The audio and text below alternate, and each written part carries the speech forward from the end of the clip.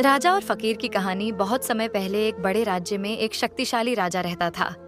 उसके पास अपार धन, सेना, महल और ऐश्वर्य था। परंतु उसके मन में हमेशा एक कमी रहती। मुझे शांति क्यों नहीं मिलती? मैं सबका मालिक हूँ, फिर भी मन खाली क्यों है? एक दिन वह शिकार पर निकला और जंगल में भटक गया। वहां उसने एक साधारण से फकीर को देखा।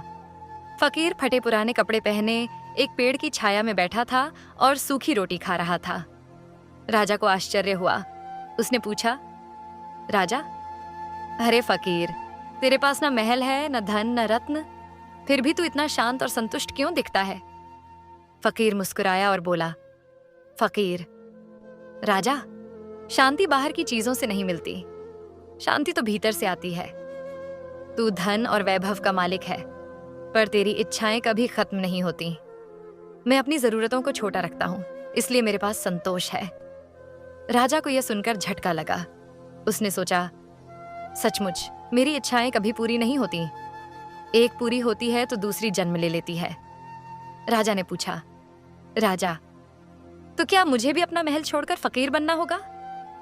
फकीर हंसकर बोला, फकीर नहीं राजा, तुझे फकीर बनने की जरूरत नहीं। तू राजा होकर भी फकीर का दिल पा सकता है। बस अपनी इच्छाओं पर काबू पाना सीख और प्रजा की भलाई में सुख ढूंढ। राजा ने उसी दिन से अपने जीवन में परिवर्तन किया। उसने प्रजा की भलाई को ही अपना लक्ष्य बनाया और धीरे धीरे उसके भीतर भी वैसी ही शांति आने लगी जैसी उस फकीर के चेहरे पर थी। सीख असली सुख और शांति धन दौलत से नहीं, बल्कि संतोष और दूसरों की सेवा से मिलती ही।